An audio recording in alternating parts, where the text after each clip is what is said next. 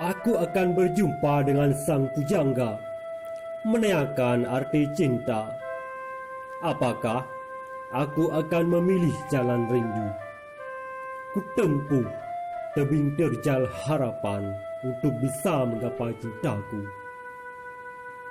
Katakan padaku ucapan terbaik apa yang harus kuucapkan di perbatasan senja, sehingga malamnya bisa menzahirkan warna emas di gendang rembulan.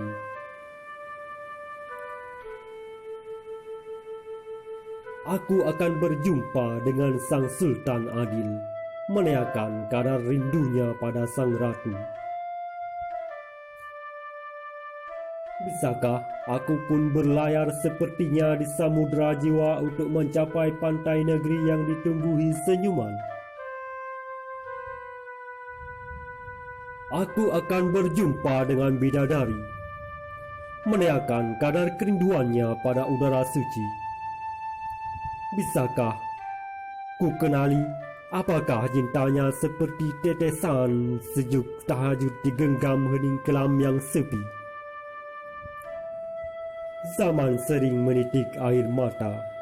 Apakah air mata telah dikeramatkan menjadi separuh tinta untuk mencatat lafaz kata cinta?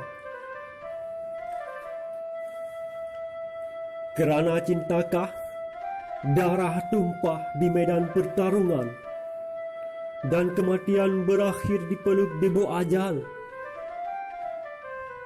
Kerana apa pada Tuhan cintamu terhalang tuju? Kerana terlalu sibuk terpana pada satu rasakah, hingga wajah terpana dalam keliru?